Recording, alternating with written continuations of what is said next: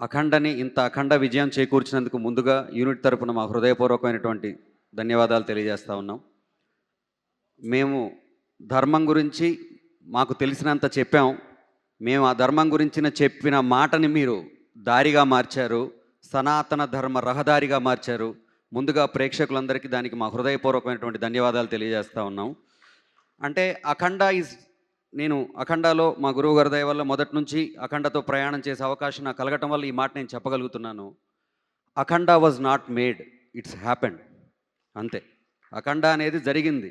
అంటే ఈశ్వర జటాజూటం నుంచి గంగాజలం ఎలాగైతే తనంతట తానుగా ఉప్పొంగి దూకి సితాద్రి చేరి సితాద్రి నుంచి భారతావని దాటి భారతావతి నుంచి మహాసముద్రంలో చేరి కూడా తన ఉనికిని ఎలా కోల్పోకుండా ఉందో, అలా ఈ అఖండ కూడా చరిత్ర గర్భంలో కలవకుండా చరిత్రకు తలమానికంగా నిలబడుద్దని మేము మనస్ఫూర్తిగా నమ్ముతున్నాం. ఆ నమ్మకాన్ని మీరందరూ ఇవాళ మనకి శివుడుండే కైలాసానికి వెండి కొండ అని పేరు, దీనికి వెండి తెర అని పేరు.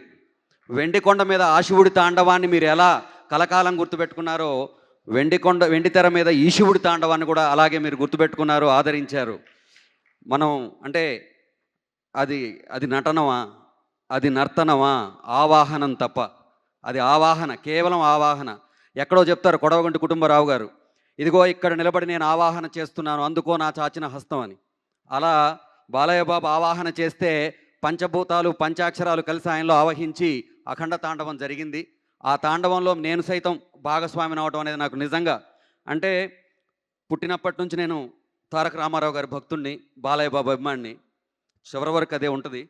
అంటే చాలామందికి గర్వపడే, మేము ఫ్యాన్స్గా చాలామందిని చూసి ప్రతి హీరోని చూసి వాళ్ళ ఫ్యాన్స్ గర్వపడతారు. మేము బాలయ్య బాబుని చూసి ధైర్యపడతాం. మా బాబు ఉన్నాడని. సో అలాంటి ఫ్యాన్స్ కూడా చూడండి, అంటే అగ్నిపర్వతం బద్దలవుతున్నప్పుడు దాని వేడి ఎంత ఉందని శరభాలు వెతకూడదు. ఒక సముద్రం ఉప్పొంగుతున్నప్పుడు దాని లోతు ఎంత ఉందని మనం వెతకూడదు. ఇటువంటి ఒక తాండవం ఉద్భవం జరిగినప్పుడు దీని లోతెంత, ఇది ఎలా ఉంది, అది ఎలా ఉంది, ఇది కాదు. ఇది రివ్యూ సినిమా కాదు, రివ్యూ సినిమా. ఇది ఒపీనియన్ సినిమా కాదు, ఎక్స్పీరియన్స్ సినిమా. అటువంటి మేము ఏదైతే ఈ మాటలు నమ్మామో ఆ మాటలకే మీరు ప్రాణం పోశారు. ఇంకా నేను చెప్తాను, మా గురువు గారు, నేను ఇక్కడ ఇవాళ ఉన్నానంటే ఎన్ని వేదికల మీద ఇదే మాట చెప్తాను, నడకనాదైనా ఆ అడుగులు మాత్రం ఆయనే, అందుట్లో ఎటువంటి అనుమానం లేదు. నన్ను ఇక్కడ దాకా తీసుకొచ్చి, పల్లెటూరు నుంచి వచ్చి నన్ను ఇక్కడ దాకా తీసుకొచ్చి ఇవాళ నా దైవం బాలయ్య బాబు ముందు ఆయన కోసం పనిచేసే అవకాశం నాకు ఆయన కల్పించారు. ఆయనకి నేను ఇక జన్మతః రుణపడి ఉంటాను.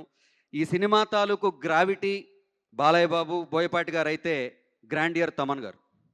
అంటే ఓంకారం అనేది ఉద్భవిస్తున్నప్పుడు అకార ఉకార పర్యంతమైనటువంటి ఈ ఓంకారాన్ని ఆ శబ్దంతో తాదాప్యత చెంది 3 కన్నుల వాడి గురించి, 5 అక్షరాల గురించి, 7 చక్రాల గురించి, 9 స్వరాలతోటి 9 పాటలతో ఆయన ఆవిష్కరించిన విధానం నభూతో నా భవిష్యతి. ఇక అటువంటిది జరగదంటే మనం పుట్టినప్పుడు ఇందుకోసం ఎన్నో పనులు చేస్తాం. కృష్ణుడు కంసుని చంపాడు, చాణూర ముష్టికులను చంపాడు, ఎంతోమందిని చంపాడు, జీవితకాలంలో చాలా పనులు చేశాడు. కానీ ఆయన పుట్టింది కురుక్షేత్రంలో భగవద్గీత చెప్పడం కోసం. తమన్ గారు కూడా నా దృష్టిలో అఖండ కోసమే పుట్టారని నా భావన, నా బలమైన భావన. భగవద్గీత జీవనగీతగా బోధిస్తున్నటువంటి గంగాధర శాస్త్రి గారు కూడా ఈ సినిమాలో భాగస్వామిగా ఉండి ఈ సినిమాలో ఉండటం అనేది నిజంగా మా అదృష్టం. అదేవిధంగా రామ్ లక్ష్మణ్ మాస్టర్స్, పేరు పేరున ఏం చెప్తాం అంటే భారతాన్ని గెలిపించడానికి ప్రపంచంలో ఉన్న ధర్మం అంతా ఒక చోట చేరినట్టు ఈ సినిమాని నడిపించడం కోసం మంచి వాళ్ళందరూ ఒక చోట చేరి వాళ్ళ యొక్క సంకల్పాన్నే అక్షరాలుగా, స్వరాలుగా, మాటలుగా, చేతలుగా మార్చి చూపించారు.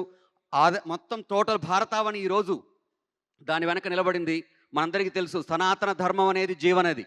ఆ జీవనది సజీవంగా ఉందంటే కారణం ప్రవహిస్తున్న పాత నీరు కాదు, కొత్తగా వస్తున్న కొత్త నీరు, ఉవికొస్తున్న కొత్త నీరు. ఆ కొత్త నీరే యువతరం. ఆ యువతరానికి ఇవాళ ఈ సినిమా చేరువైంది.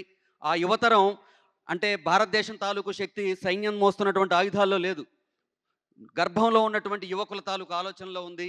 ఆ ఆలోచనలోకి చేరే సినిమా తీసినటువంటి మా గురువుగారు బోయపాటి శ్రీనివాసరావు గారికి మరొకసారి మనస్ఫూర్తిగా ధన్యవాదాలు తెలియజేసుకుంటూ భరతావని సంస్కారానికి మరోసారి పాదాభివందనం చేస్తున్నాను. Thank you so much.